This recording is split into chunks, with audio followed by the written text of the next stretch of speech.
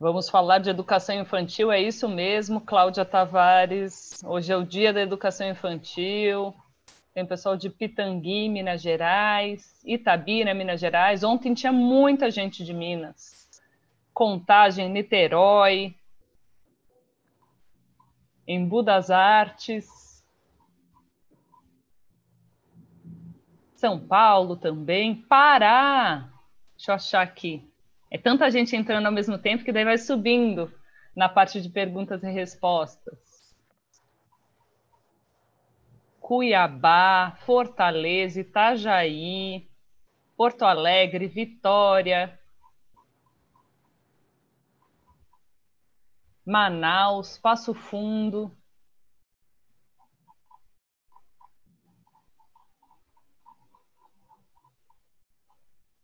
Tobias Barreto, perdi o estado aqui, de tão rápido que está subindo.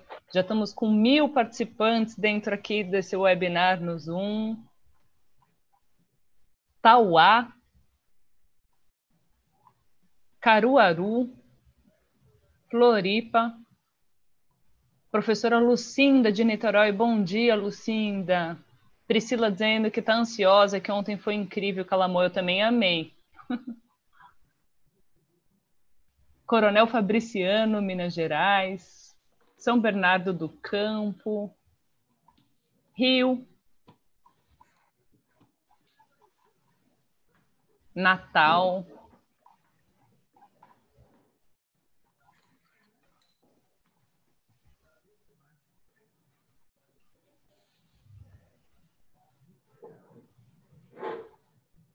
Esperando o pessoal chegar, logo a gente já começa o evento. Todo mundo entrando. Já estamos com 1.200 participantes aqui no webinar.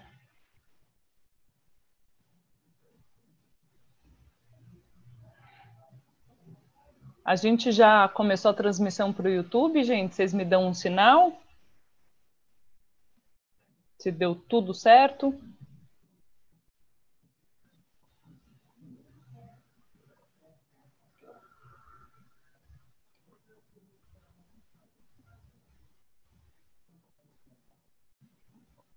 YouTube foi, então vou começar aqui. Tem bastante gente chegando, mas a gente começa com a parte dos avisos.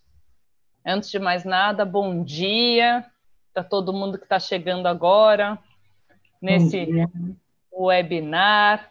Ana Lúcia também já está aqui com a gente, que é a nossa primeira palestrante do dia de hoje, dando bom dia para vocês. Queria mais uma vez agradecer a presença de vocês virtualmente neste nosso evento, nesse webinar, e agradecer a receptividade que a jornada e esse evento está tendo por parte de educadores, bibliotecários, professores, coordenadores de sala de leitura, diretores de escolas públicas e privadas de todo o Brasil. É um prazer e uma alegria estar aqui nesse segundo dia de jornada com vocês. E é uma jornada assim, porque é uma convivência intensa, né, ao longo de 5 dias. Eu vou repassar, me apresentar, né? Meu nome é Rafaela Deyab, eu coordeno o Departamento de Educação. Já vou falar rapidinho com vocês sobre o departamento, mas antes disso eu queria passar algumas informações gerais sobre o Zoom, tá bom? Para vocês não ficarem com dúvidas. A modalidade que a gente está fazendo esse evento dentro do Zoom, a gente chama de webinar. Na maior parte das vezes, quando a gente usa o Zoom, a gente usa no módulo reunião. Então, nessa modalidade, o webinar, o áudio e o vídeo de todos vocês participantes estão desabilitados. Apenas os palestrantes estão com áudio e vídeo para suas apresentações. Vocês podem mandar suas perguntas e a nossa interação acontece quando vocês encaminham essas perguntas. Isso está na área ali, bem na parte de baixo da tela de vocês, que é a área do Q&A, ou em português, como eu prefiro, perguntas e respostas. O chat está desabilitado para bate-papo. A gente vai usar esse chat para mandar comunicados mais gerais para todos vocês.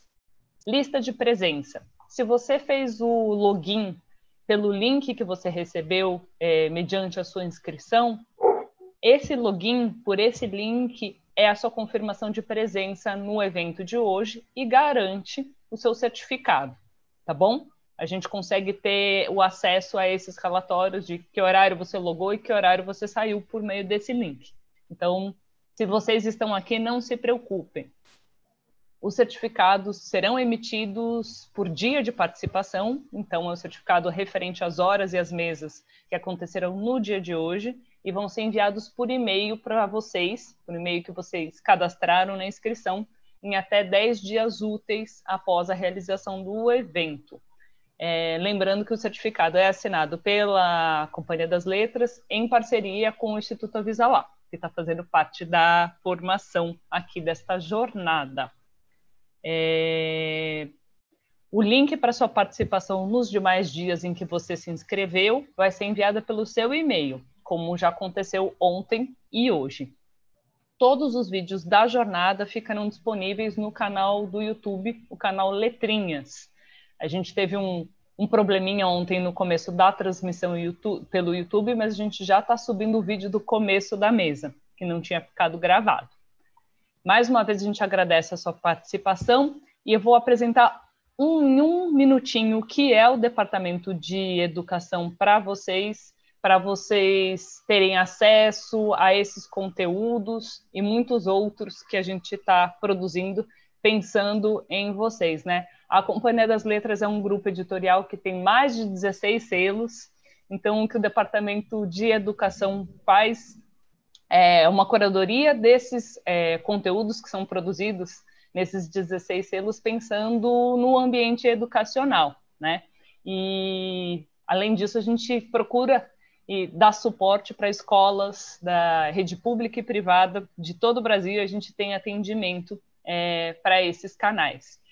Eu vou mapear aqui alguns pontos de contato que vocês podem ter com a gente para ter acesso a essas informações. No site da Companhia das Letras, você clica nessas barrinhas paralelas do canto superior esquerdo, né, para quem está olhando de frente, e aí desce o menu, ali na parte aqui tem várias coisas, página principal, catálogo, PNLD, e é só clicar na sala do professor. Quando você clicar na sala do professor, você vai ser direcionado à área específica do site dedicada aos professores, que tem essa carinha aqui. Ou você pode digitar no seu navegador companhiadasletras.com.br/sala_professor. Aqui vocês encontram todos os materiais que a gente produz com foco em escola, né? Procurando dar auxílios e trilhas para a utilização dos livros dentro do ambiente escolar. Você consegue fazer busca cruzada de temas e segmentos escolares, consegue ter acesso às obras inscritas no PNLD, consegue ter acesso a materiais digitais que foram produzidos pelo Grupo Companhia das Letras, mas que podem ser utilizados em sala de aula, lista de e-books e uma série de outros materiais.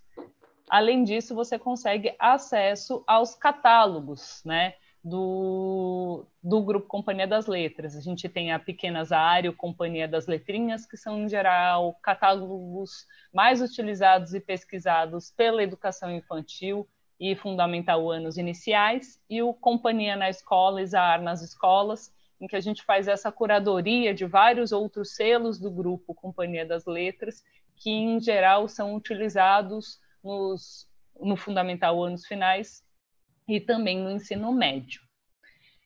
Outros canais de contato que a gente tem com vocês é o blog das letrinhas. Inclusive, a jornada está sendo coberta, né, jornalisticamente pelo blog das letrinhas. Hoje vai subir já um texto referente ao dia de ontem da jornada, e assim acontecerá até o fim da semana, ou seja, no sábado a gente vai ter a última postagem referente à sexta-feira, que é o último dia de jornada. Então, se quiserem acompanhar os highlights do dia anterior, sempre podem acessar o blog da Letrinhas, um espaço que também tem muito material para professores, para pais, lista de sugestão de livros, vídeos com os autores, narração de histórias, muito material interessante que vocês podem utilizar dentro da sala de aula, no ensino à distância, manda o link para os alunos, acho que vocês vão gostar e é um suporte interessante para o trabalho de todos vocês.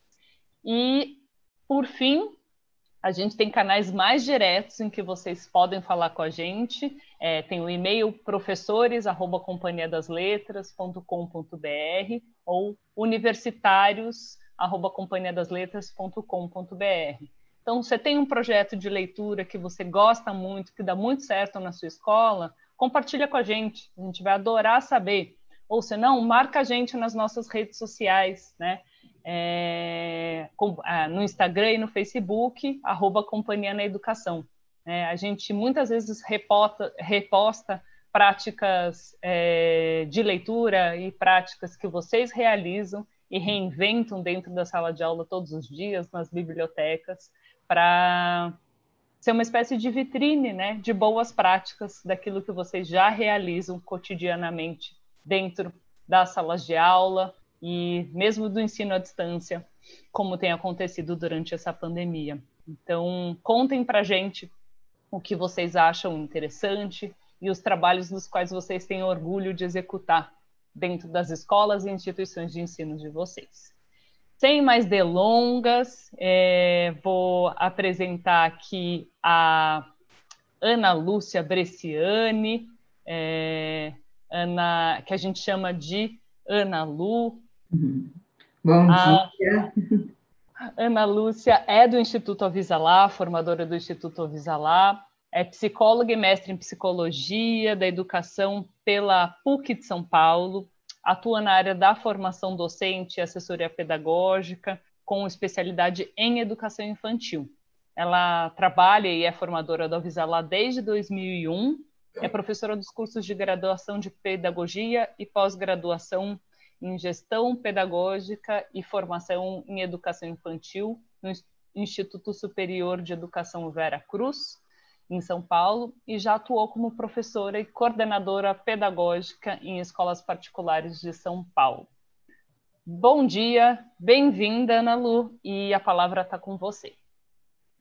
Bom dia a todos, Rafa, companheiros da Companhia das Letras, minhas colegas do Avisalá. Eu sou a Ana Lu Bresciani, como a Rafa já mencionou, e queria começar dizendo que é um prazer enorme estar aqui com vocês, uma responsabilidade também, né, falar para tanta gente assim, mas uma delícia, né, prazer muito grande. Acho que a gente tem assuntos muito importantes hoje para dar conta aí nesse dia especial para a educação infantil, né? Queria comentar também que hoje à tarde eu vou mediar uma mesa que vai ser muito bacana também, né, Rafa? Em que três participantes vão falar sobre práticas, então convido também todo mundo a participar.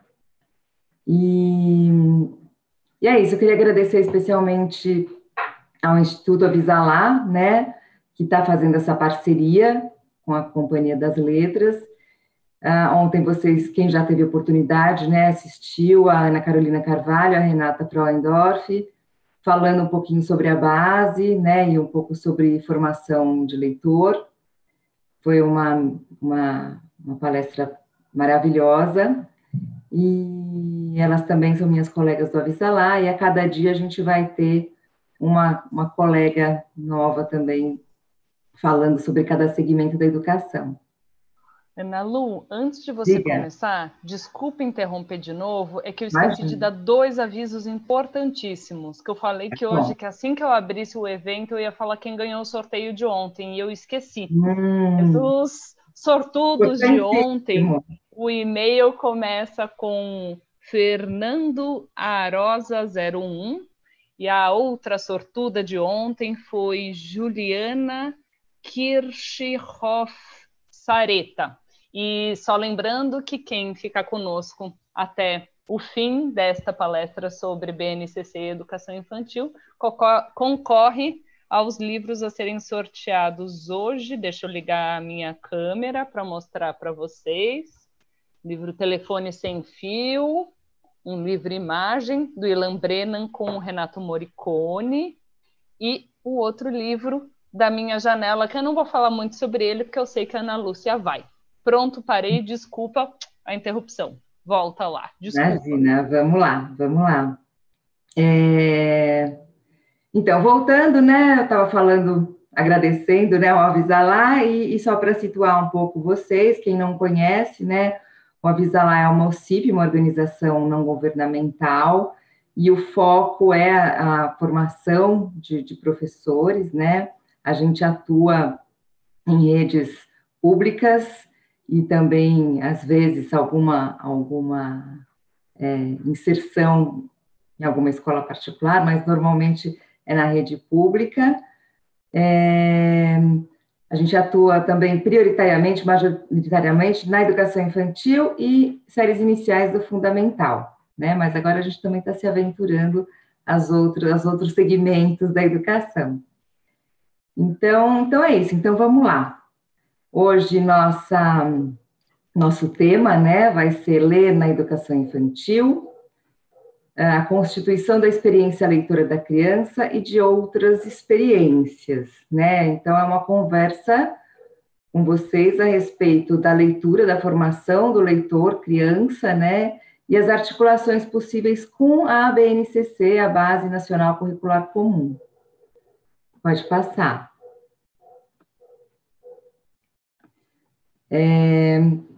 Para começar nosso dia, né? Eu escolhi fazer uma leitura para vocês desse livro que vocês vão estar concorrendo hoje, que é o livro da Minha Janela, né? Esse foi um livro que eu conheci há pouco tempo e gostei muito, muito quando eu li, né? É um livro muito lindo, muito poético. Eu considero que é um livro necessário aos nossos tempos, né? Ele foi escrito por um escritor jovem, negro, o Otávio Júnior, que é do Rio de Janeiro. E o personagem principal é que vai narrando, né, a sua realidade a partir do que ele vê da sua própria janela, né? Eu vou compartilhar com vocês só as ilustrações, vocês vão ver que eu tirei o texto.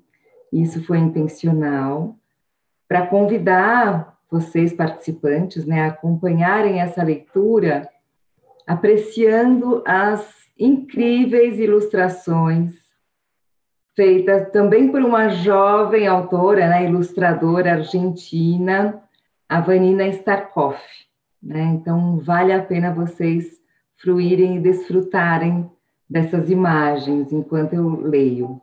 Eu não vou ler o livro inteiro, só vou ler um pedacinho, tá bom? Então, vamos lá, vou começar. Da Minha Janela.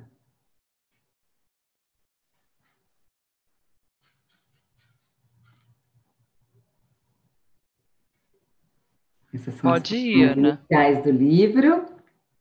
Se puder baixar um pouquinho a sua câmera, que a gente está vendo você quase da boca para cima. Aí, pronto. Melhorou. Obrigada. Da minha janela, vejo o sol estrelado e um castelo iluminado. Vejo muitas lajes e telhados remendados. É gente para todo lado. Quando está muito calor, algumas pessoas trazem o mar para suas casas e o dia fica mais fresco. Às vezes, quando chove muito, o arco-íris visita meu barraco e colore um dia cinzento. Quero descobrir onde está o final do arco-íris, não por causa do tesouro. Quero decifrar um mistério que vale mais do que ouro. Que mistério será que ele quer decifrar? Agora eu vou parar um pouquinho a leitura por aqui, até para que vocês fiquem com o desejo de ler o restante desse livro, que eu digo vale muito a pena, né? E antes da gente conversar um pouquinho sobre o livro, eu queria passar um trecho de uma entrevista com o autor, né, o Otávio Júnior, para que vocês possam conhecê-lo, para quem ainda não conhece, e para entender melhor um pouquinho de onde veio essa obra. Então, podemos passar.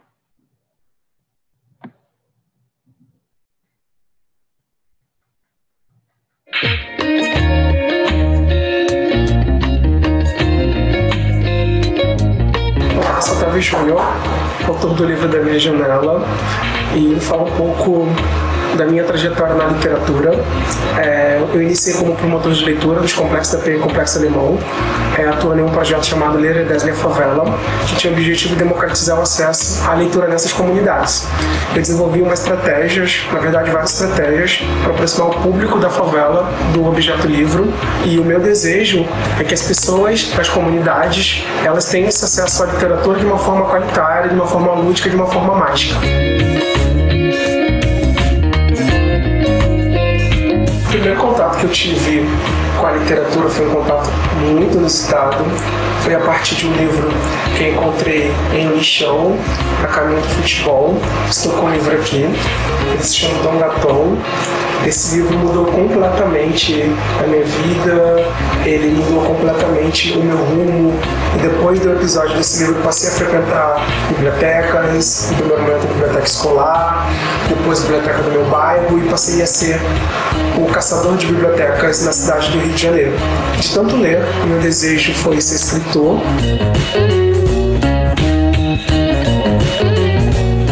A ideia da Minha Janela surgiu a partir de uma questão assim, afetiva que eu tenho com a comunidade, que eu tenho com a periferia, com as favelas. E a minha ideia é juntar todas as comunidades em uma comunidade só, a partir das brincadeiras relacionadas a imagens, no qual algumas crianças elas viam nas favelas a partir das suas janelas. Por exemplo, a visão que eu tenho desde criança é a visão da Igreja da Penha, e eu pensava muito nas visões das crianças que moram, por exemplo, na Mangueira, que tem a visão do Maracanã, na Rocinha, Vidigal, Chapéu Mangueira, que tem a visão do mar. Então, a minha ideia era fazer essas brincadeiras de unir o Rio de Janeiro inteiro em uma favela só.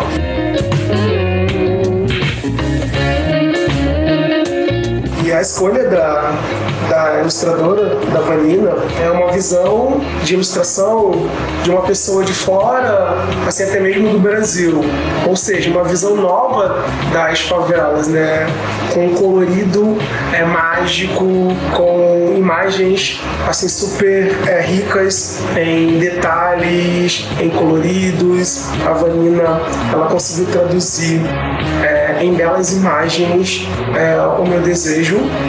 Nós visitamos várias comunidades no Rio de Janeiro por conta desse processo. Ela fazia essa observação.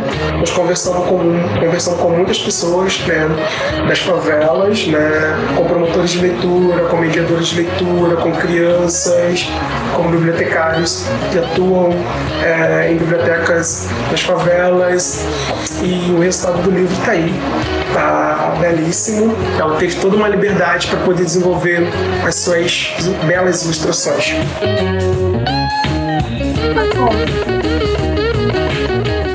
Bem recebido pelas meninas da Companhia das Letrinhas, pelas meninas do editorial. No primeiro momento, elas direcionaram várias sugestões, né, do projeto, e elas aceitaram, assim, logo de começo, a ideia da Vanina fazer as ilustrações. Então eu fiquei muito feliz, assim, com esse ok da Companhia das Letrinhas, que é uma das maiores editoras de infantis assim, no Brasil. Eu costumo dizer que não é um livro regional, assim, é um livro, digamos, mundial.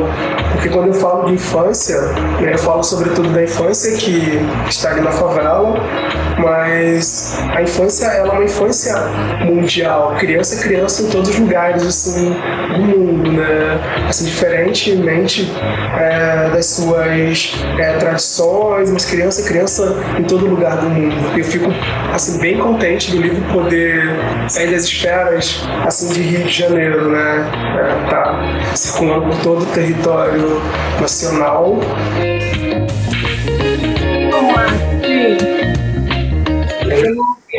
Há anos eu circulo por feiras, eventos, e eu tenho uma recepção assim, muito calorosa, né, das pessoas. Eu me ponho a falar sobre a cultura da periferia, falar sobre a literatura na favela, e eu levo um pouco dessa cultura na literatura, né, no objeto livro. Porque eles têm desejo de saber como é a vida, têm desejo de saber como as brincadeiras tradicionais, como as pessoas agem em diversos assuntos, né?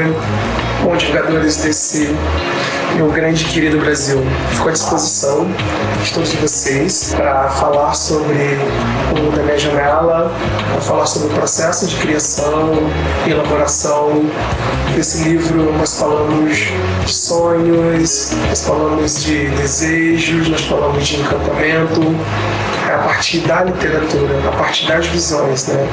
A partir do que as crianças das favelas, elas veem de suas janelas. Elas veem de sua janela um futuro brilhante, elas veem sonhos, elas veem desejos. Então, estou à disposição de todos vocês para compartilharmos sonhos, compartilharmos desejos, compartilharmos muita literatura.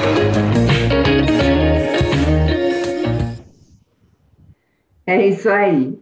Acho que já deu para ter uma ideia, né, de quem é esse autor, né, essa simpatia, essa pessoa jovem, engajada, né, e amante da literatura, e que representa, né, uma grande parte da nossa população brasileira.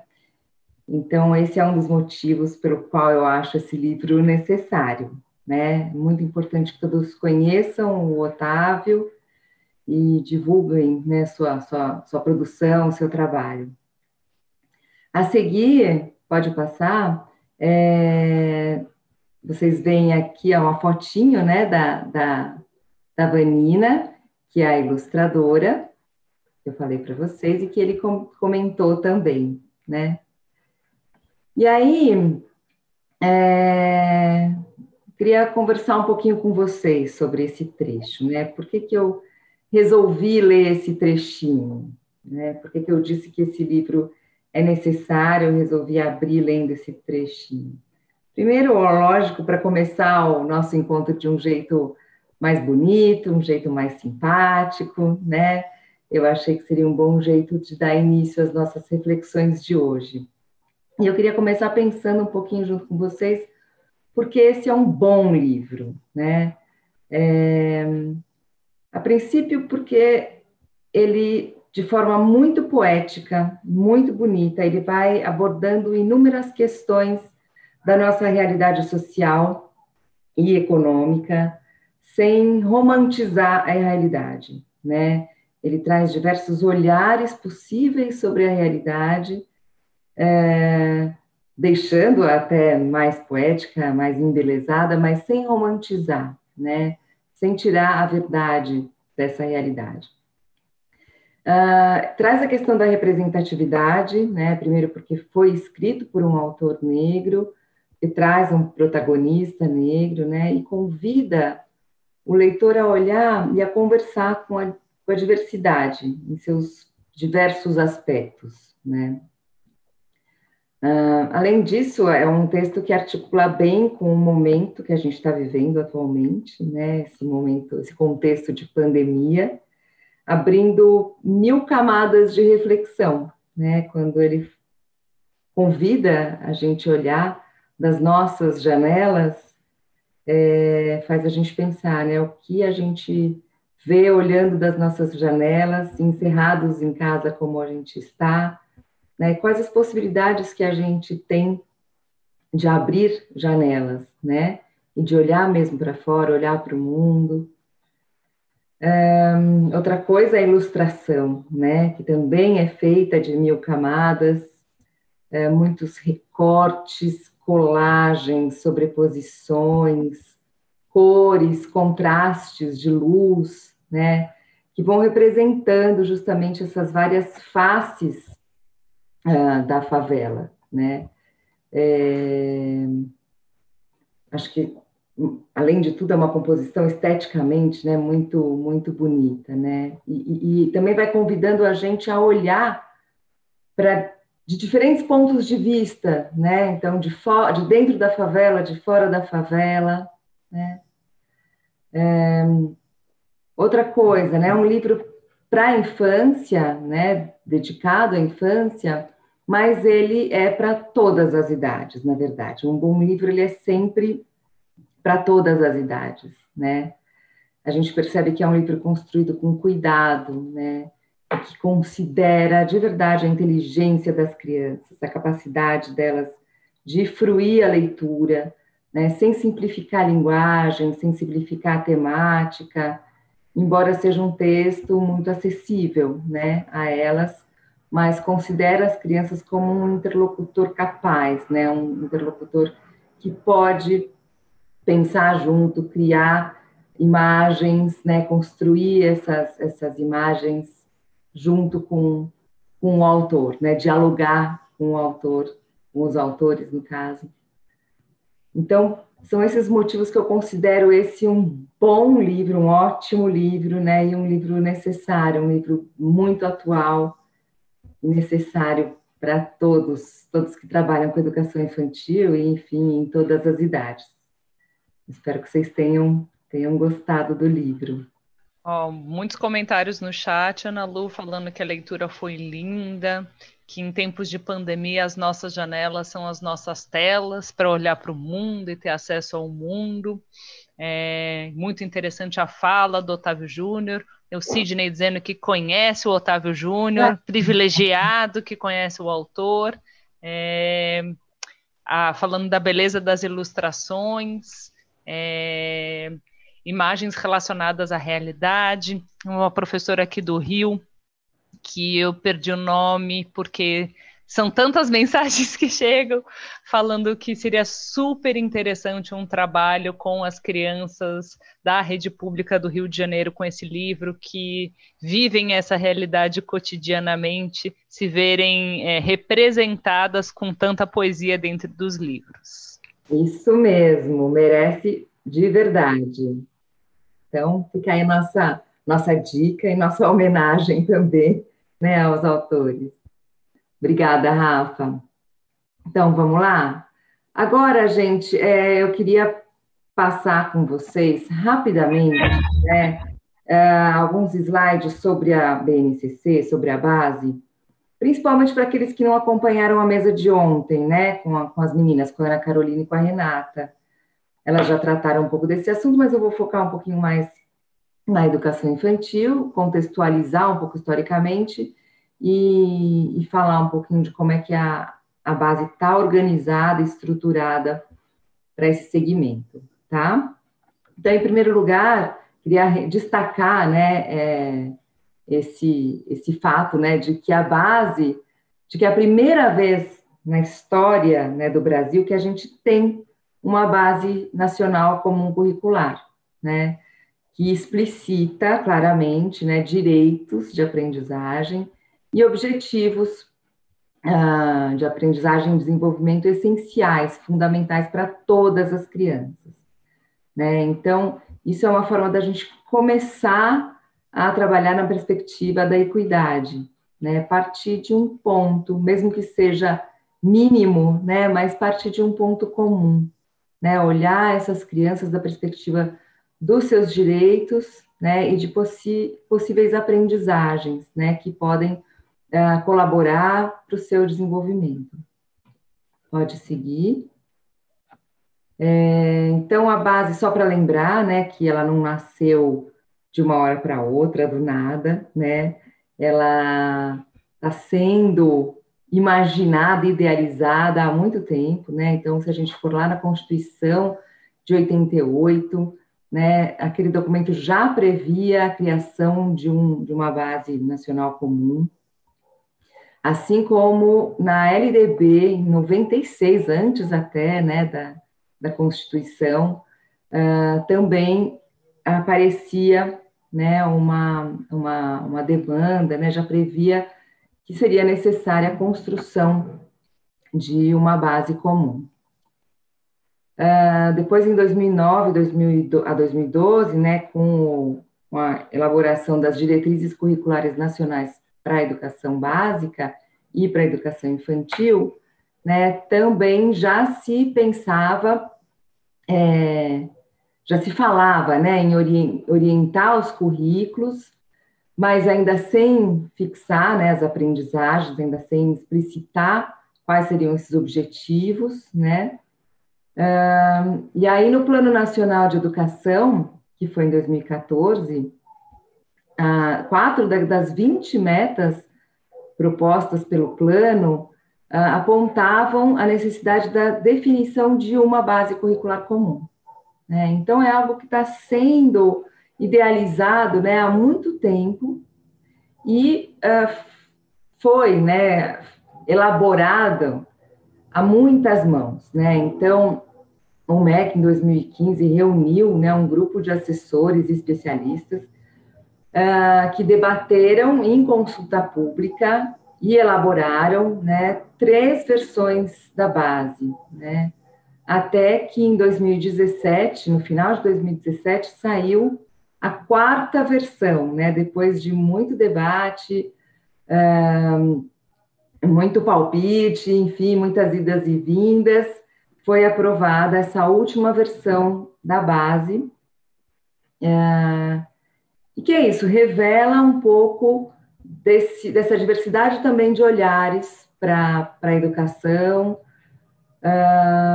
mas ela é um marco importante, né? Importante justamente por isso, a gente tem um documento e é fundamental que a gente possa se pautar nele, né? Para ir pensando as nossas práticas curriculares daqui para frente, né? Ele também dá segurança, né, para a gente de que todas as escolas estão garantindo minimamente esses direitos de aprendizagem e desenvolvimento para as crianças.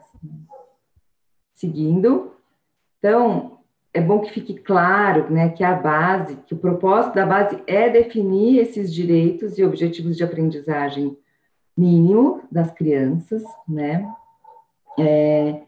mas que ela não é o currículo, né, ela é um documento que orienta a construção dos currículos nos diferentes segmentos, né, no caso da base total, e nos diferentes níveis também, pensando em estados, municípios, regiões diferentes e escolas, né. Então, ela não é um currículo por si só, ela não está pronto como currículo, ela é um ponto de partida, né, ela tem um mínimo ali de aspectos que precisam ser garantidos para a elaboração de um currículo, né, que precisa ir muito mais além do que o que está proposto ali, né, então isso é importante ficar bem claro. Concepções e princípios da base, né, acho que a primeira grande concepção, o primeiro princípio importante que a gente vê nesse documento e que já está posto, né, desde as diretrizes curriculares nacionais para a educação infantil, é de que a criança é um sujeito histórico e um sujeito de direitos, né? É sujeito porque ela é agente, porque é protagonista nas aprendizagens, ou seja, ela não é passiva, ela não é vazia de saberes, ela não é compreendida do ponto de vista da falta, né, mas sim do ponto de vista das suas capacidades, que são muitas, que são inúmeras, né, da sua potência, da sua inteligência. Então, é um sujeito potente, um sujeito inteligente, um sujeito que pode muito, né? Pode aprender muito, se desenvolver muito, e já traz uma bagagem, né? Então, ela é um sujeito histórico por isso, porque cada criança tem uma história pessoal, né? Ela não é uma folha em branco, né? Não é uma tábula rasa. Então, ela já traz essa história pessoal, né? Na forma como ela se olha, entende o seu mundo, entende as pessoas, né? Ela está inserida também num contexto histórico e social, né? Que esse contexto histórico vai formar o seu olhar, vai determinar, não totalmente, né? Mas em grande parte, a forma da criança compreender o seu mundo, né? Então, a criança, ela traz marcas de sua história e de seu tempo, na sua forma de interagir, né? Na sua forma de aprender. Isso é importante a gente considerar.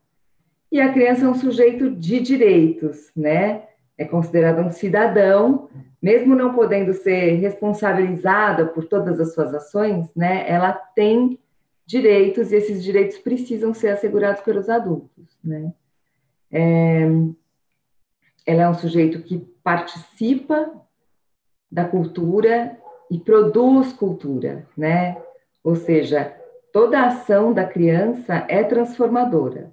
A sua presença no mundo, ela não passa desapercebida, né? Ela marca o mundo que ela vive, ela cria novos mundos, né? Então, a gente fala muito nas culturas infantis, né? E na forma como a criança influencia mesmo a forma, inclusive, dos adultos enxergarem o mundo, né? A gente também aprende muito com elas, né? Pode passar. Outro princípio básico, né, que está lá nesse documento e que também vem desde as diretrizes curriculares nacionais para a educação infantil, é que os eixos que estruturam qualquer currículo, que devem estruturar, né, todo e qualquer currículo para a educação infantil, são as interações e a brincadeira, né? Então, o que quer dizer isso? Que a criança e as relações que ela estabelece com o mundo são consideradas como elementos cruciais, elementos centrais no planejamento de um currículo, né? Então, a criança, na sua forma de ser, estar, entender e se relacionar com o mundo, que é através da brincadeira, né? E essas relações que ela estabelece são o foco, devem ser o foco do currículo e de todas as práticas curriculares, né? Então, toda proposta que a gente pensa para as crianças devem ter isso como eixo, elas devem sempre estar interagindo com os outros, né, com as crianças, com os adultos, interagindo com o ambiente físico, interagindo com os objetos de conhecimento, com a cultura, e ter na sua atividade principal, né, a brincadeira. Pode passar. E aí, como é que está organizada, né, a proposta de estrutura curricular, né, na base? Então, a base propõe, em primeiro lugar, 6 direitos de aprendizagem. Pode passar. Quais direitos são esses, né? Poderiam ser muitos outros, ou cada um desses podem também se desdobrar em muitos outros direitos, mas definiu-se que esses 6 direitos, né, davam conta do principal, né? Então, a base traz 6 direitos. Primeiro é explorar, toda criança tem direito de explorar. Toda criança tem direito de conviver, né? Toda criança tem direito de se expressar. Toda criança tem direito de brincar. Toda criança tem direito de participar. E toda criança tem direito a conhecer e conhecer-se. Então, esses são os 6 direitos que a gente deve assegurar, tentar, né, assegurar no nosso cotidiano escolar e na forma como a gente vai organizar o nosso currículo, né? Então, desde o nosso plano curricular, né, do nosso projeto pedagógico e tudo que a gente faz no dia a dia, a gente precisa tomar esses direitos como princípios que a gente não pode perder de vista, né? Toda e qualquer ação a gente deve considerar esses princípios. Pode passar.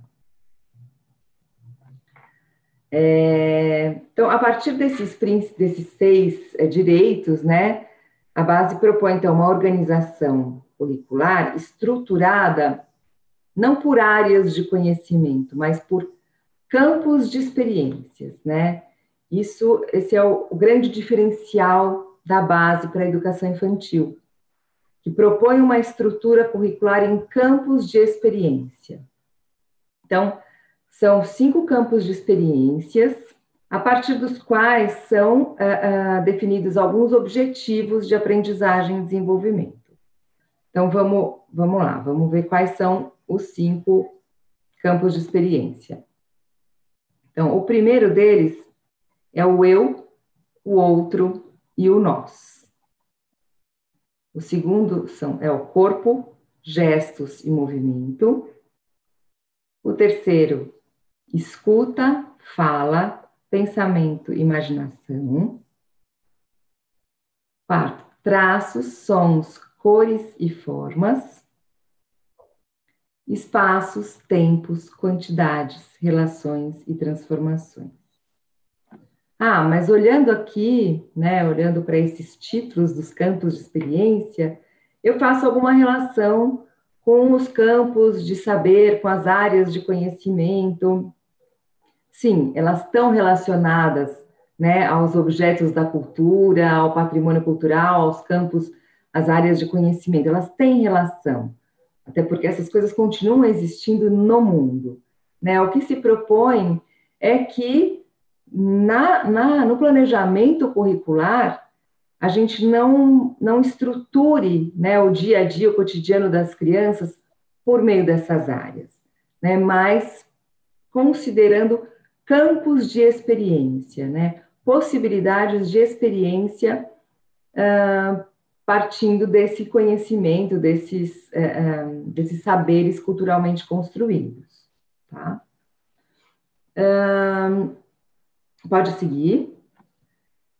Então, a partir desses campos, como eu falei, né, são depreendidos alguns objetivos de aprendizagem e desenvolvimento e que, como eu já disse também, né, são previstos pela base alguns poucos objetivos de aprendizagem e desenvolvimento que devem ser complementados por cada estado, município ou escola, né? Cada escola tem que pensar a partir do seu público, né? A partir das crianças que atende, o que se espera, né? O que a gente espera que essas crianças, que tipo de experiência a gente espera que essas crianças tenham para que aprendam e se desenvolvam melhor, né? Então, só para vocês verem como é que está organizado isso no documento da base, pode passar. Aqui tem um exemplo, né? Exatamente, eu tirei uma foto do documento para vocês verem como é que isso fica organizado. Então, temos o campo de experiências, o eu, o outro e o nós, e abaixo, logo abaixo, os objetivos de aprendizagem e desenvolvimento, certo? Aí vocês veem que são 3 colunas. Na primeira coluna, vocês têm objetivos de aprendizagem e desenvolvimento para crianças de 0, para bebês, né, crianças de 0 a 2 anos, 1 ano e 6 meses. Uma segunda coluna para crianças bem pequenas, né, que são as crianças de 1 ano, mais ou menos, a 3 anos. E crianças maiores, ou crianças pequenas, né? Lá na base vocês vão ver assim, tá? Bebês, crianças pequenas, crianças bem pequenas e crianças pequenas. Então, os objetivos, eles vêm situados mais por faixa etária, tá? Pode passar. E aí, considerando esses objetivos que são selecionados por faixa etária, mas que, obviamente, eles não se encerram na faixa etária, né? o professor tem que planejar contextos, né, propostas, contextos, ambientes, né, que sejam favoráveis a experiências diversas das crianças, por meio de quais habilidades diversas também possam ser desenvolvidas e apropriadas, tá? Mas lembrando, né, que a proposta de organização de tempos e espaços por campos de experiência não deve, de jeito nenhum, se confundir com a organização curricular por áreas de conhecimento, tá? Isso não se aplica à educação infantil, não é adequado à educação infantil, já que as crianças pequenas, né, nas suas vivências, não separam o mundo em categorias, elas vivenciam o mundo na sua complexidade, né, e elas são seres integrais, e a gente tem que considerá-las seres integrais, e a gente tem, né, precisa lembrar dessa complexidade o tempo todo na hora de pensar numa proposta para as crianças. Então, não é para a gente dividir cada dia da semana trabalho um campo de experiência, ou cada horário do dia um campo de experiência. Não. Os campos, eles estão articulados, né, dentro das propostas, né? A gente organiza pensando em propostas, pensando em contextos de experiência que sejam complexos, certo? Pode passar. Então, a gente não fica com essa ideia de grade, de gaiola, tá? As práticas, elas devem ser organizadas, como diz aí, com abertura suficiente para que as experiências vividas pelas crianças possam incluir objetivos de campos diversos, sempre articulados, né, de maneira que a criança possa, né, e o próprio professor no seu planejamento, possa ir dando uma forma e um significado para cada ação proposta, tá? Pode seguir. Ana, então, uma das perguntas que aparece é muito vinculada a isso que você está dizendo, está falando se a base não tem uma perspectiva para a educação infantil muito escolarizante. Isso é a gaiola que você está falando? Essa perspectiva escolarizante? Isso. Quando a gente fala em escolarizar, a gente entende o quê? Né? Que durante muito tempo foi muito comum, e ainda é, na verdade, né? A gente vê isso acontecer em muitos lugares, uma importação, né, da forma de organizar as situações de ensino e aprendizagem no ensino fundamental, enfim, nos outros segmentos, de trazer isso para a educação infantil. Então, quando a gente fala em escolarizar, a gente está se remetendo a uma forma escolar, né, mais comum a outros segmentos escolares, né, a outros segmentos da educação. Os mais velhos. A criança, ela tem um jeito próprio, né, um jeito próprio de ser, de pensar, de se relacionar com as coisas do mundo e com o conhecimento que são diferentes, né? Não adianta a gente querer que as crianças, por exemplo, né, fiquem sentadas, cada uma na sua carteira, passem o dia sentadinhas assistindo uma aula de um professor. Não adianta, isso não é bom para crianças, não favorece o desenvolvimento das crianças, né? Então, esse é um ponto. O outro ponto é que a educação já avançou demais, né? A gente já, mesmo nos outros segmentos, a gente já parte de uma outra perspectiva, né? De que aprende-se muito mais em situações de interação, né, interação com os colegas, né, então aquela coisa de não posso copiar do colega, eu não posso escutar, não posso conversar, né, isso cai por terra. É importante essa interação e é importante a atividade do aluno, né, é importante que a criança, o aluno no caso dos segmentos posteriores, né, mas no caso da educação infantil, é importante que as crianças estejam realizando ações, participando de práticas sociais para poderem aprender, né? A base considera tudo isso, né? Então, eu não acho que a base tem uma proposta escolarizante, não, só porque propõe alguns objetivos, né? O que eu penso é que a forma como a base é lida, né, e traduzida pode sim dar margem para uma escolarização.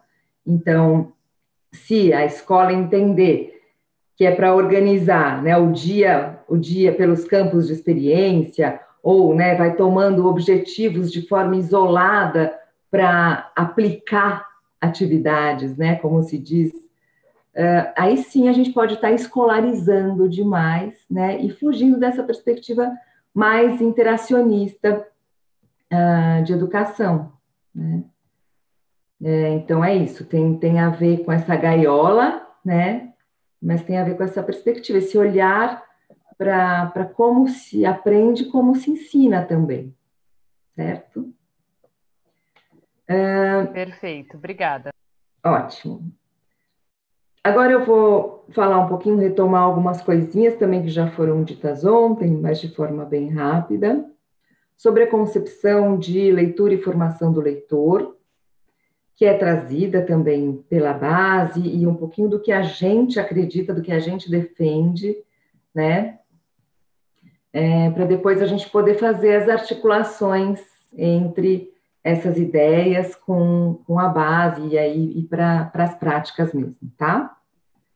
Então, em primeiro lugar, pode passar, a gente tem que lembrar, né, e considerar que a leitura é um direito, né, um direito desde sempre, desde as fraldas, como vocês podem ver nessa ilustração, eu diria que até antes das fraldas, né, desde a barriga, a criança pode ser um direito, né. É importante lembrar que durante muitos séculos, a leitura ela foi considerada um privilégio de poucos, né? Então, poucas pessoas aprendiam a ler, poucas pessoas faziam uso da língua escrita para se comunicar, para conhecer, né? Mas vendo, né, como algo, como um meio muito potente, né, para se comunicar e para aprender, logo isso começou a ser difundido. Quando a leitura passa a ser objeto de ensino, né, no início entendia-se que aprender a ler e escrever era aprender um conjunto de habilidades mecânicas, né? Então, bastava conhecer as letras, bastava juntar as letras, bastava juntar as sílabas, então, algo mais mecânico, mais instrumental. Pronto, isso já era suficiente, né? Eu estou falando de forma muito resumida, tá, gente? Mas só para tecer um panorama.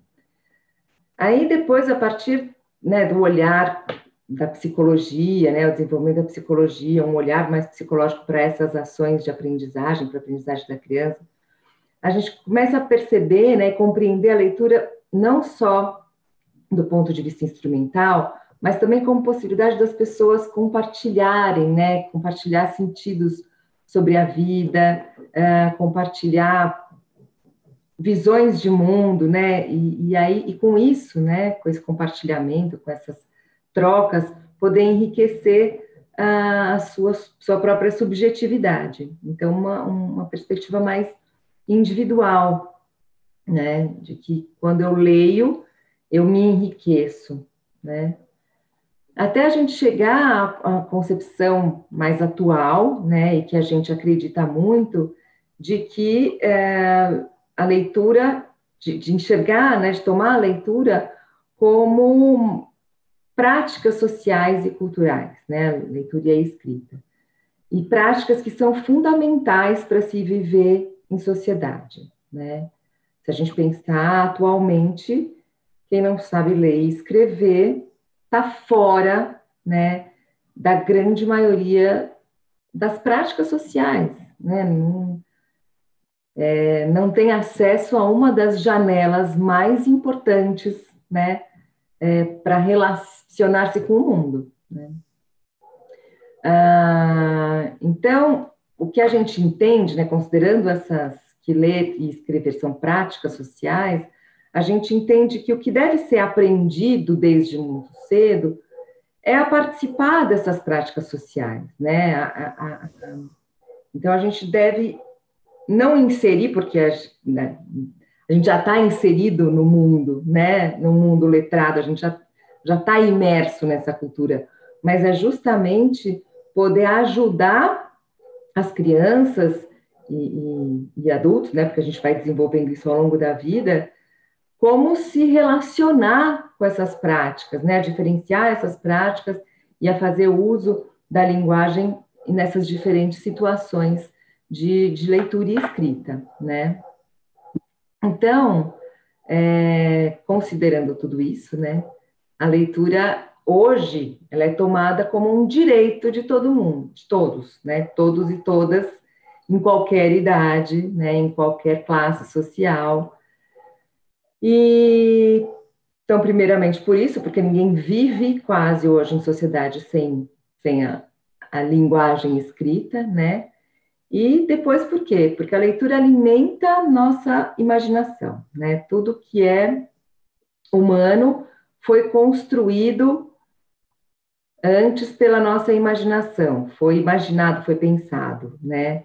Então, a leitura, ela favorece esse exercício, né, de imaginação, que vai ampliando nossos recursos pessoais, como eu já disse, né? E vai permitindo também que, coletivamente, a gente possa construir formas de inventar novas realidades, né? Ou predizer algumas realidades, antecipar possibilidades, né? Isso, em alguns casos, pode até colaborar para a nossa sobrevivência, né? Um ser humano que não imagina, que não inventa, que não consegue planejar suas ações, né? Tem muito mais dificuldade de sobreviver e se desenvolver do que quem faz isso com habilidade, né? Desculpa, a gente chegou às 11, né? Eu acho que a gente pode seguir com a parte expositiva mais 10 minutinhos que eu comi do seu tempo e depois abrir para as perguntas, pode ser? Tá bom, vamos lá.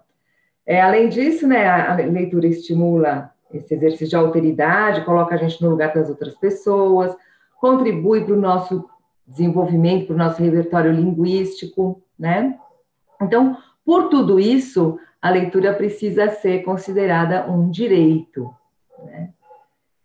Então, partindo dessa concepção, né, de leitura e pensando na base curricular nacional, agora a gente vai passar para algumas situações que a gente vai ver, analisar junto dessa perspectiva, né? Então, do direito à leitura aos direitos de aprendizagem.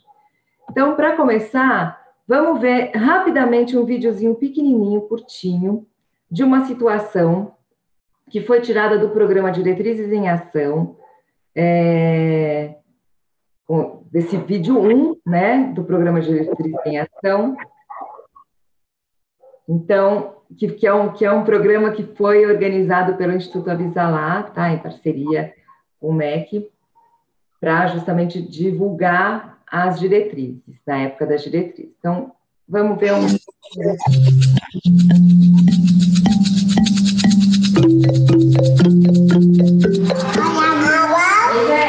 O lobo? A vovó, cadê? Tem vovó? Não tem vovó.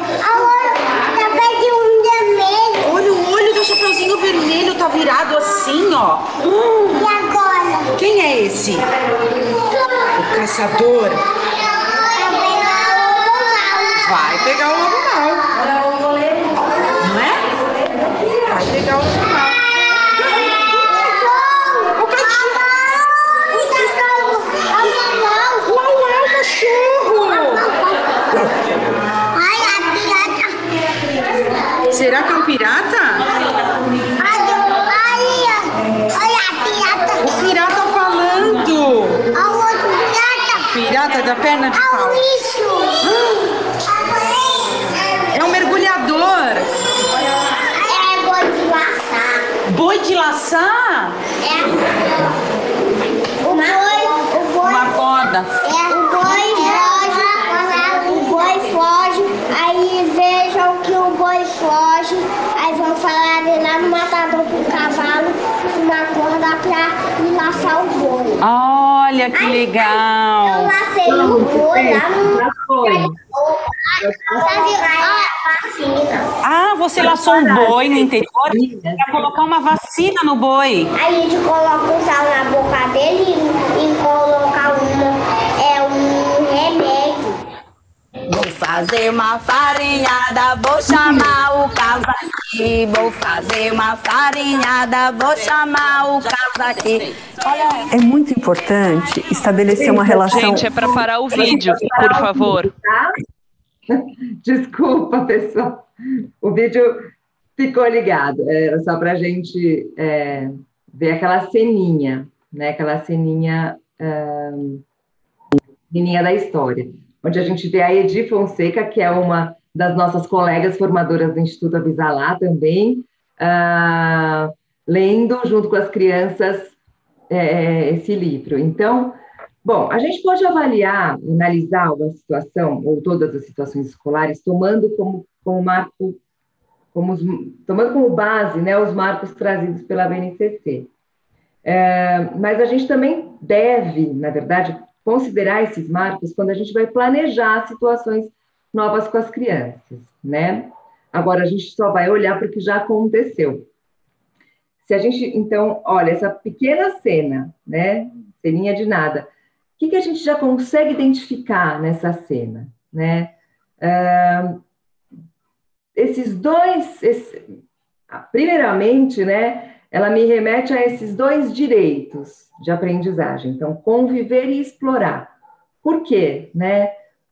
As crianças estão convivendo entre elas, estão convivendo com adultos, numa situação de leitura, estão conversando sobre o livro, estão explorando o livro, estão explorando essas leituras, explorando as imagens, explorando as palavras escritas, né? Explorando as rimas, as palavras, né?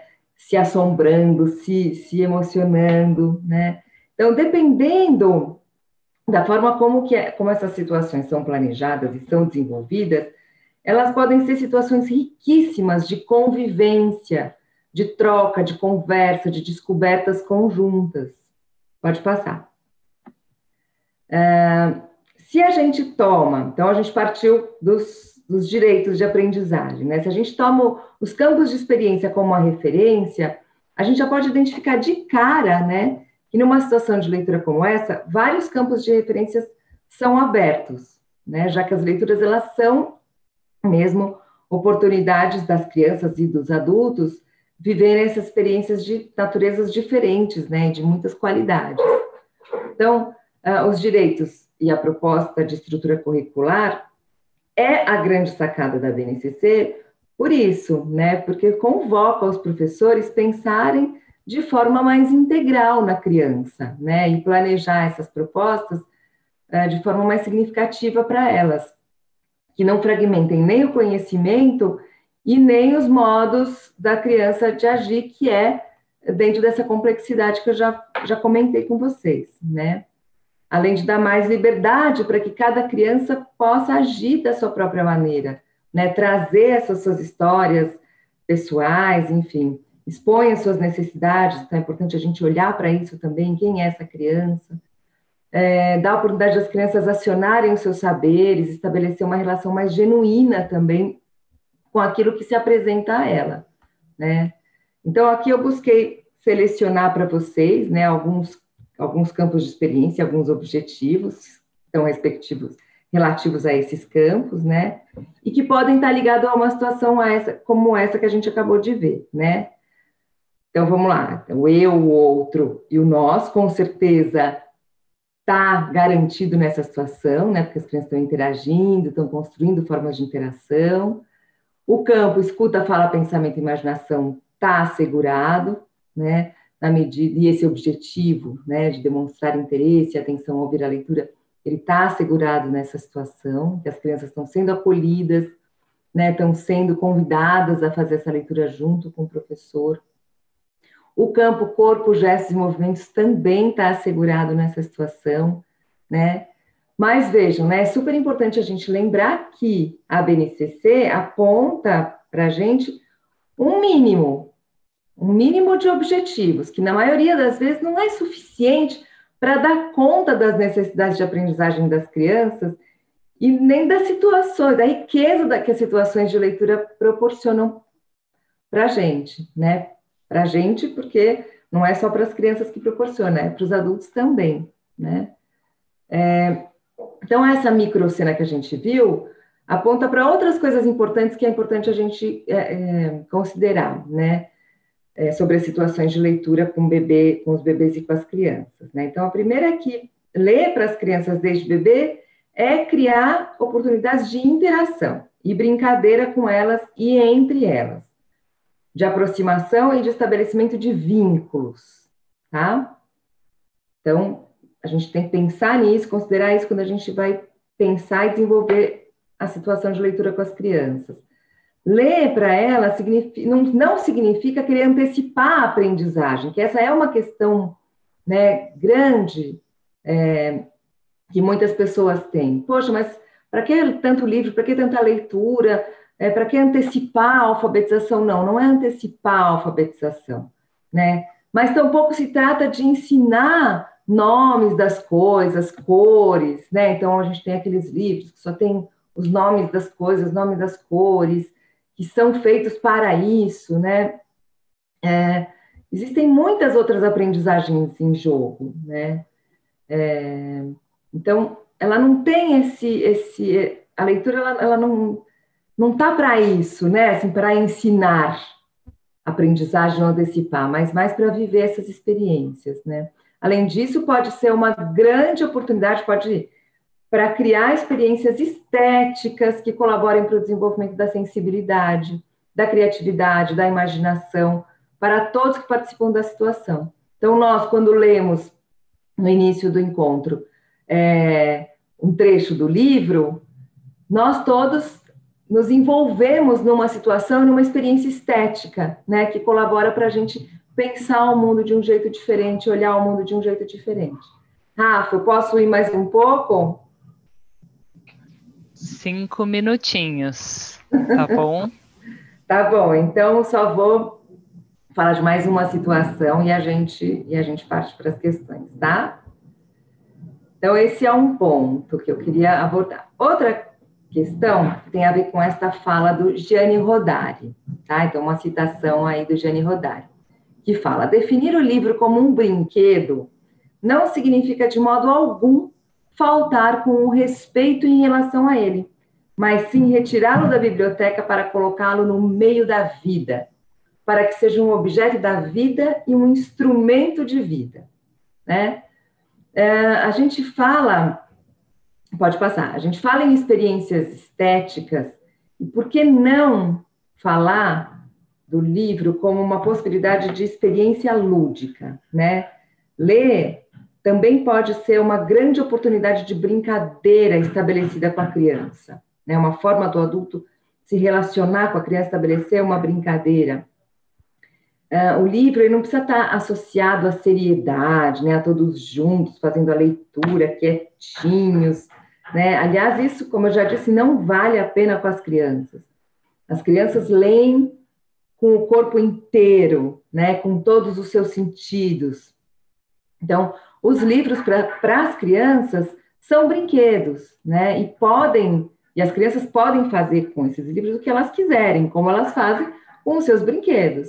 Elas podem morder, elas podem puxar, elas podem jogar, elas podem colocar na cabeça, podem empilhar, né? Podem olhar as imagens e assim por diante. Elas vão aprendendo também formas de se relacionar com esse objeto, né? E há, inclusive, alguns livros que são elaborados para isso, como esse que vocês estão vendo aí na tela, né? Que tem na sua estrutura, ele está aqui o livro na minha mão também, na sua estrutura, toda essa vocação de brinquedo, né? Então, tem que pôr o livro na câmera, Ana. Aê! Tá dando para ver? Sim. Esse é um livro brinquedo, né? Se chama Livro Clave e é de uma autora portuguesa chamada Madalena Matoso. Se a gente olhar ele internamente, a gente vai ver que ele convida a gente a brincar, né? A brincar com essas imagens, brincar com sons, e cada um vai brincar da sua forma. Então, Muitas possibilidades. Ele convida a gente a dar beijinhos. Ele convida a gente... Quer ver?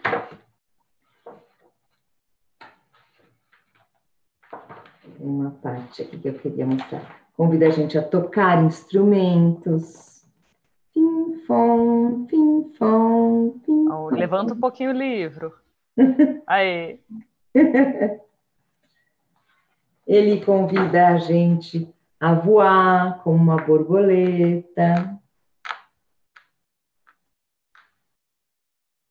Cada adulto e cada criança, né, vai inventar novas formas de se relacionar com esse livro, né? Mas as crianças têm a oportunidade de entrar em contato com essa materialidade, né, brincar com essa materialidade, se aproximando desse objeto e criando gosto, criando intimidade, criando prazer em estar com os livros, né? Isso que é importante. Então, pode passar. Isso, né, livros como esse sugerem para a gente situações de brincadeira, né? Então, assegurando esse direito de brincar com livros e textos diversos, não só esses livros, né, mas outros também. Os livros de poemas, parlendas, trava-línguas, adivinhas, canções, ampliando o repertório de manifestações culturais das crianças, tanto da tradição oral como e da cultura local, como de outras culturas, enriquecendo não só a linguagem, mas todas as formas de socialização. Pode passar? A gente vê aí, né, já logo também de cara, 4 campos de experiência sendo abertos, né, numa situação de leitura de um livro como este, né, mas, como eu disse, nunca é suficiente, né, ela nunca vai abarcar a riqueza de uma situação interativa como essa. Então, assim como os bebês e crianças bem pequenas exploram os brinquedos, podem explorar os livros. E aí, uma coisa que é importante para a gente finalizar é dizer que conversar, cantar, narrar oralmente, brincar, ler, são todos processos que estão muito ligados, relacionados, e são todos muito fundamentais para as crianças, né? A partir de todas essas experiências, elas vão enriquecendo seus repertórios, seus recursos pessoais para se relacionar com os outros e para se relacionar com o mundo. Certo? Aí, ó, para a gente terminar, pode ir passando todos os slides. Oh, meu Deus, não vai dar tempo da gente seguir. E vamos para o final. Que tipos de experiências podem ser constituídas a partir das leituras? Para o slide que tem a ilustração da sombra, da Suzili. Chegou? Chegou. Ainda não, estamos não? indo. Aí. Tá. Então, que tipos de experiências podem ser constituídas, né, a partir das leituras? Acho que essa é a pergunta que tem que ficar na cabeça do educador, né? Ao escolher o livro, ao preparar o ambiente para a leitura, ao planejar uma situação de leitura, uma sequência de leitura, o professor ele sempre deve se perguntar isso, né? Que tipos de experiências podem ser constituídas a partir das leituras? Ele deve ter sempre como propósito, né, esse enriquecimento dessas experiências e não tomar um ou outro objetivo isolado para trabalhar com as crianças, nem esperar que todas as crianças vão ter a mesma experiência ou vão aprender exatamente as mesmas coisas, né? Levar em consideração de que cada uma das crianças vai vivenciar essas situações de leitura do seu modo, a partir dos recursos que ela já dispõe, a partir da sua história pessoal. Mas, sem dúvida, se as propostas forem boas, né, se os livros forem bem escolhidos, todas as crianças vão aprender muito sobre si, vão aprender muito sobre os outros, sobre as coisas do mundo, vão enriquecer seu repertório de imagens, de significado, enriquecer sua linguagem. Pode passar? Então, fechando, né, a BNCC deve, né, ser usada como um ponto de partida, um ponto de referência para os nossos currículos e para os nossos planejamentos, mas sempre é possível ir além, né? Esse documento aponta para o mínimo necessário, né?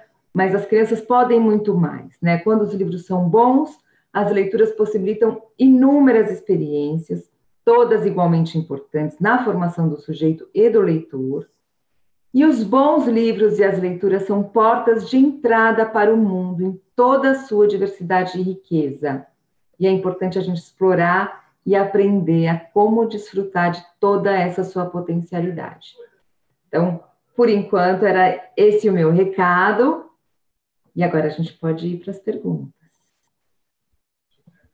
Abrir aqui. São inúmeras perguntas. Ai. Vou começar com um aviso. Muita gente pedindo os slides da apresentação.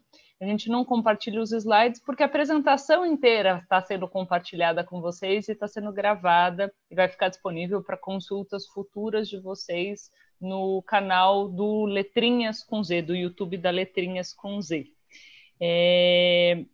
Algumas perguntas, umas 3 ou 4 nesse sentido, falando da questão da relação entre oralidade e textos escritos. Nesse segmento, uma pergunta específica da Denise.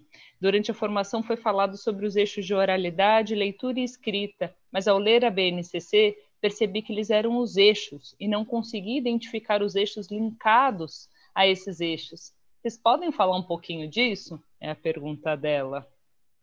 Tá, eu não sei se eu entendi totalmente a sua questão, mas vamos lá. Na BNCC, o que a gente tem é um campo de experiência que está relacionado à oralidade, à escrita, mas ele vai mais além, né? Se a gente pegar o nome do campo, né, que é pensamento, linguagem... ai, meu Deus, eu sempre confundo. Pensamento, linguagem, imaginação... Não, linguagem... Fala, pensamento, linguagem e imaginação. Isso, desculpe. Se a gente pegar o nome do campo, a gente já vê que ele vai além da ideia de oralidade e linguagem escrita, né? Como duas oposições, ou enfim, coisas que se complementam, né? Mas considera tudo isso de forma muito articulada, de forma muito junta, né? A oralidade, ela é tão importante quanto a linguagem escrita. E tudo isso vai se desenvolvendo junto nessas experiências, né? A leitura, ela colabora muito para a linguagem oral, né? E conversar sobre leitura colabora muito para a formação do leitor, né? Então, elas estão muito imbricadas, né? São experiências muito imbricadas mesmo. Então é isso, você vai encontrar um campo de experiência e alguns objetivos relacionados a esse campo, né? Mas, como eu disse, você não vai encontrar objetivos suficientes, vamos dizer assim, né? Tem muitas outras coisas que você pode acrescentar aí a esse campo. Muitas perguntas vêm nesse sentido, de como trazer os campos de experiência para as atividades de leitura com as crianças bem pequenas. E vou emendar outra pergunta já. Textos longos podem ser lidos para crianças muito pequenas? Pergunta da Neiva. Tá. Bom, acho que a primeira parte da pergunta, né, em relação às crianças bem pequenas, eu já dei um exemplo, né, de como os bebês, né, eles podem se relacionar com essa materialidade, com a voz do leitor, seja lendo, seja conversando sobre o livro, mostrando as imagens, né, compartilhando esse momento, essas situações de leitura mais tete-a-tete com os menorzinhos, né, em que o professor olha as imagens, compartilha, vê espera o que a criança mostra, o que a criança fala, em que elas constroem juntos ali, né, um significado, uma conversinha a respeito daquilo que elas estão vendo.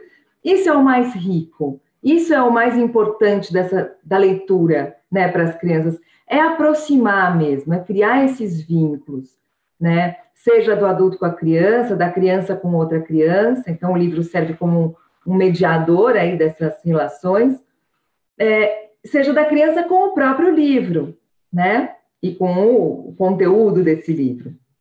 Então, acho que o caminho é por aí, né, e não pensar se tem o livro adequado, ou a roda de leitura, né, não, isso a gente não espera com as crianças muito pequenas. Em relação aos textos mais longos, eu diria que sim, né, que a gente não deve ficar preso a essas ideias que a gente tem já pré-concebidas, né? As crianças pequenas não aguentam ficar muito tempo. Isso é muito relativo, né? Sim, de fato, as crianças menorzinhas não têm esse tempo de concentração tão grande, mas eu já vi crianças participando de situações de leitura durante 40 minutos, às vezes até mais, né? Depende da forma como ele vai sendo conduzido, de como que essa criança vai se envolvendo. O que a gente sabe é que nem todas as crianças vão se envolver da mesma forma em todas as leituras. E isso a gente precisa saber, considerar e respeitar, né? Dando outras oportunidades, de repente, outras coisas para elas fazerem, né? E aí fica quem quer. Né? Uma outra pergunta aqui, da Dinair. A BNCC reconhece a especificidade da alfabetização e propõe a mescla de 2 linhas de ensino na interpretação dela. A primeira indica para a centralidade do texto e para o trabalho com as práticas sociais de leitura e escrita. E uma segunda se soma a isso o planejamento de atividades, Ave Maria, que permitem os alunos a refletirem sobre o sistema alfabético. Você pode comentar um pouco sobre isso? Isso que você falou, como é que é o nome da pessoa? Dinair. Dinair, eu não considero essas 2 coisas excludentes também, Dinair, porque uma coisa é trabalhar, né, a partir das práticas de ensino, de leitura e escrita, né, as crianças poderem participar dessas situações, mesmo não sabendo ler e escrever.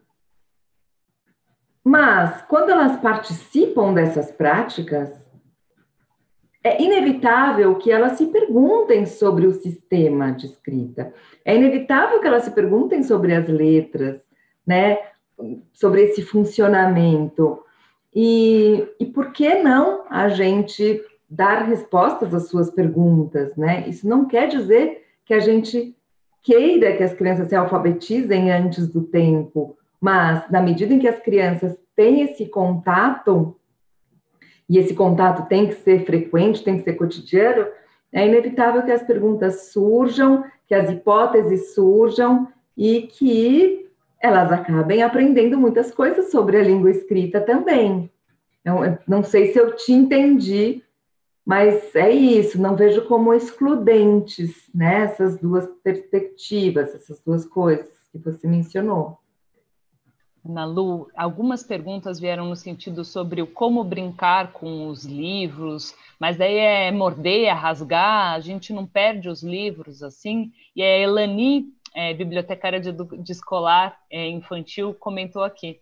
É exatamente isso que permitimos. A biblioteca é um lugar de exploração dos pequenos. Se alguns livros se perdem no processo, faz parte. Você consegue comentar um pouco sobre como é brincar com os livros, que não é sinônimo também de rasgá-los? Sim, falar um pouquinho sobre esse dilema, né, de uma biblioteca para crianças muito pequenas. É um dilema, até porque os livros não são necessariamente baratos, né? E às vezes a escola não tem todo esse recurso, né? Conta com poucos recursos e fica mesmo um impasse, né? Como que a gente faz isso? A gente disponibiliza, dá acesso. Agora, isso é fundamental, né? Se a gente quer que as crianças tenham contato com os livros, a gente precisa dar acesso. E dar acesso a crianças pequenas, seja livro ou qualquer outro objeto, as crianças vão brincar com esses objetos, né? E brincar significa fazer muitas coisas, um uso não convencional, né? Pode, deve, é importantíssimo, inclusive para ela aprender a cuidar, né? Rapidamente as crianças aprendem a usar o livro de forma mais convencional, mas não porque o adulto ficou falando, não pode, não faça assim, não faça assado, né? Mas porque o adulto, ele lê junto, ele dá modelos, né? Ele dá referências para as crianças de como pegar, de como folhear, do que a criança pode fazer com aquele livro. E a criança mesmo vai descobrindo, né, essas possibilidades no material. Então, o que vai acontecer? Acidentes? Vão acontecer. É inevitável, né? Mas não é que a gente distribui os livros e fala, gente, faz o que quiserem, podem rasgar. Não é isso também, né? Não é isso também, é considerar, colocar na conta do prejuízo, digamos assim, né? De que alguns acidentes acontecem. Acho que é importante, se acontecem acidentes, a gente também poder conversar sobre isso com as crianças, poder consertar o livro junto com elas, se isso for possível, né? E assim por diante, mas eu posso garantir que as crianças aprendem muito rapidamente. Assim como as pinturas, as produções das crianças que ficam, né, expostas na parede, muitas vezes, já ouvi de muitos professores, puxa, mas a gente não pode deixar nada ao acesso deles, porque eles vão lá e rasgam e tiram. Vai acontecer algumas vezes, mas rapidamente eles param de fazer isso, porque eles percebem que tem outras funções mais interessantes a coisa ficar ali exposta. Uma pergunta também muito interessante que chegou da Suzane. Quais as diferenças entre ler uma história na íntegra, a partir de um livro, e contar uma história, né, de cabeça, de memória? Ler e contar são diferentes em que aspectos? Ler e contar, bom, primeiro de tudo, ler e contar, as duas coisas são super importantes, né, e riquíssimas, né? Quais as diferenças? Quando a gente conta, quando a gente narra uma história oralmente, a gente usa as nossas próprias palavras, né? A gente tem um pouco mais de autoria. Então, a gente muda, a gente traz os nossos vícios de linguagem, o nosso jeitão, né, de falar, a gente acrescenta coisas, gestos. A gente tem mais liberdade, digamos assim, em relação à história, né? A gente pode até modificar a história, pode inventar coisas, né? E é importante, por quê? Porque aí a gente está trabalhando num campo mais da oralidade mesmo, né? Com as crianças. E as crianças contarem e recontarem também, sem apoio do livro, isso também é muito importante, né? Porque tem a ver com a memória, com como que a gente vai representando aquela história na nossa cabeça, enfim. E ler é ler. Se eu tenho um livro que foi produzido, né, com o propósito de ser livro, se o livro tem texto, é importante também que a gente respeite esse material, respeite o autor, né, a forma como ele escreveu, e ler na íntegra, né, sem modificar palavras, sem substituir, né, não, tem uma palavra muito difícil, eu vou substituir. Não, a gente não vai substituir, né, porque as crianças são inteligentes, elas são capazes de ir compreendendo essas palavras no contexto da história, né, assim como a gente vai aprendendo todas as palavras que a gente fala. Né? Ninguém parou para ensinar uma e outra palavra. A gente vai aprendendo usando. Às vezes usa de forma errada, mas é usando. Né? Então, ler é importante por quê? Porque vai aproximando cada vez mais da palavra escrita, do texto escrito, né? Que tem uma forma que é diferente do oral.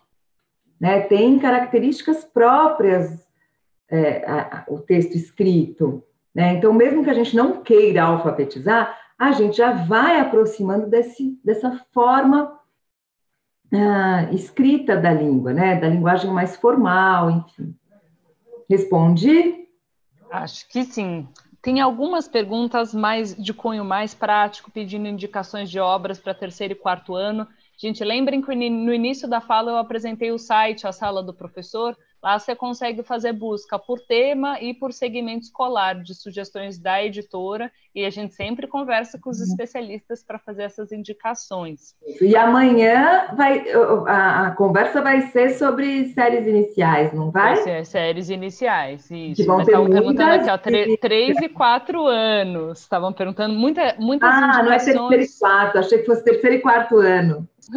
Entendi. E 2 perguntas, Ana Lu, que eu posso comentar, mas se quiser, eu quero que você fale um pouco. Uma é mais direcionada para a editora, perguntando sobre, em tempos de pandemia, como conseguir fazer trabalhos com leitura e escrita, né, para crianças muito pequenas. É muito difícil, pensando principalmente nas muito pequenas, né, de 0 a 1 ano e 11 meses, surgiu essa pergunta, e como fazer isso respeitando direitos autorais. Então, se você quiser fazer sugestões de atividades e como isso é possível, eu faço a segunda parte dos direitos autorais. Isso, acho que é legal você falar disso, Rafa, porque essa é uma questão, às vezes, que surge, mas, enfim, não vou entrar nisso, né? É possível? É possível, é possível. Já vi várias práticas, várias propostas, várias situações muito, muito bacanas, muito delicadas, muito lindas, né, com as crianças. Ou através do vídeo mesmo, o professor lendo a história, contando uma história, ou às vezes até numa situação de encontro virtual como esse mesmo, né? Em que o professor tem um contato direto com a criança. Agora, não tem jeito, essa situação precisa ser mediada por um adulto que esteja do lado de lá, né? Esse é um grande desafio que a gente está tendo, né, na pandemia, porque a gente precisa do apoio desse adulto, né? É muito difícil. Existem exceções, né, de crianças muito pequenininhas que ficam sozinhas, né, interagindo ali com a tela. Mas, normalmente, é o aconchego, o colo, a companhia, né, que fazem essa criança permanecer junto, e permanecer ligada, e ter esse interesse despertado por aquilo que está sendo oferecido ali na tela. Coisa que, quando a gente está junto, nós mesmos damos, né, como professores, essa continência para as crianças. Mas que com as crianças à distância, quem tem que fazer isso é algum adulto, algum familiar que esteja por perto, né? Mas é possível, é super possível. Agora, uma dica, algo que eu sempre falo, né?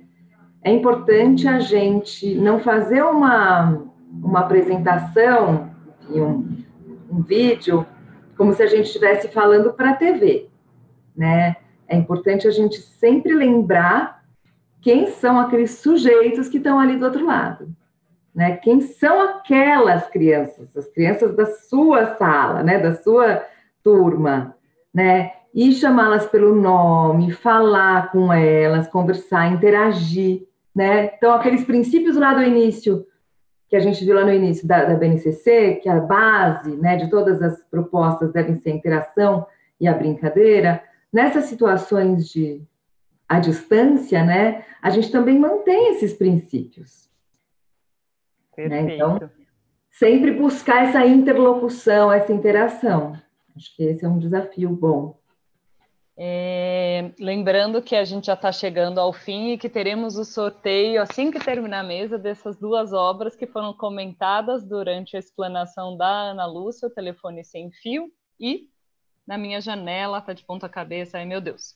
Sobre como fazer as atividades remotamente, o que pode, o que não pode, pensando na perspectiva dos direitos autorais, vocês podem ler para os seus alunos em situações que sejam análogas, que emulem você numa relação direta com seus alunos, ou seja, um grupo fechado.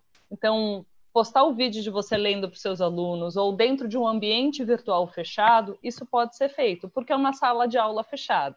O que não pode é você postar conteúdo integral das obras nas redes abertas, ou seja, colocar no YouTube e deixar o vídeo acessível para todo mundo, ou colocar no Facebook e deixar acessível para todo mundo, ou mandar por Zap e falar espalhem. Isso não pode. Agora, você pode ler e postar isso no grupo de Facebook fechado daquela sala. Você pode postar isso dentro do Facebook daquela escola, né? Se o acesso for restrito aos seus alunos, vocês podem continuar com as práticas de leituras integral dos livros, né? Agora, quando forem fazer coisas públicas, pequenos trechos são permitidos apenas, tá bom? Espero que isso tenha ficado claro. Chegaram também algumas perguntas sobre o edital do PNLD 2022 para a educação infantil. Você está por dentro da temática, Ana Lu, ou não? Quer que eu responda? Não estou muito por dentro da temática do PNLD 22.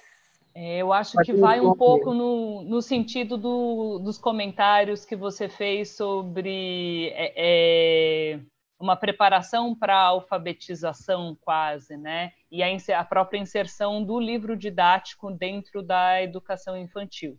Eu vou responder sobre a parte que eu conheço um pouco mais, que é sobre os livros literários, né? Uma coisa que a gente questionou e vem questionando o próprio MEC referente a este edital é a intervenção e a padronização da materialidade do livro, né?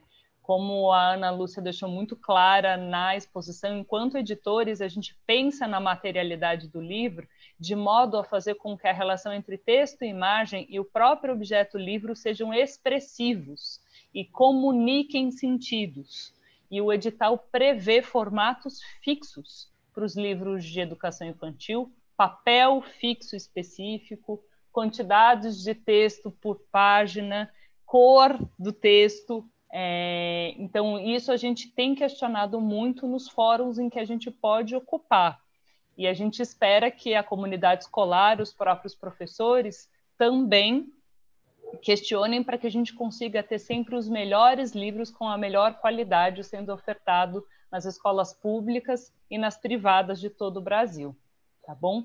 Então, a gente continua participando e escolhendo os livros que a gente acha os nossos melhores e mais adequados para ricos trabalhos nas salas de aula de todo o Brasil, mas a gente não gosta e acha que é uma versão que perde muito desse trabalho complexo que é interagir entre texto, imagem e a materialidade do próprio livro, que isso é muito importante na educação infantil. É importante nas outras fases também, mas na educação infantil isso é extremamente importante, porque as crianças se envolvem corporeamente com a materialidade do livro, né? Então, você tem um livro que tem um tamanho como esse, que é quase do tamanho da criança, né? É super interessante. E poder ter um livro menor, que você vê as pessoas miudinhas, porque você está vendo da janela, né? Então, elas estão quase do tamanho da janela, também é interessante enquanto reflexão sobre a materialidade do objeto e como ele comunica. A gente chegou ao fim, essa mesa de hoje. Ana Lúcia, muito obrigada. Quero agradecer também aos 3.000 e muitos participantes que tivemos nos 2 canais, dentro do webinar aqui no Zoom e também pelo YouTube. A gente não conseguiu encaminhar todas as respostas. Muitas respostas vão ser retomadas ao longo do evento, ao longo da jornada, ao longo de outras mesas. Hoje a gente tem um dia longo pela frente com exposições incríveis. A gente volta às 15 com contação de histórias do Anderson Barreto e a participação da Lília Schwartz falando sobre educação em contexto contemporâneo. Em seguida temos a mesa sobre práticas de leitura na educação infantil com a mediação da Ana Lu. E para terminar o dia a gente tem uma mesa com a Mel Brits, que vai comentar muito sobre a literatura infantil, um percurso, né, sobre esse histórico da literatura infantil, e a gente vai conversar bastante sobre a materialidade das obras também. Venham, gente. Muito obrigada. Obrigada, Ana Lúcia. Muito Até obrigada. Obrigada a todos. Obrigada, Rafa. Obrigada a todos da Companhia das Letras e aos participantes. E a gente espera vocês à tarde. Até. Tchau, tchau. Bom almoço. Obrigada.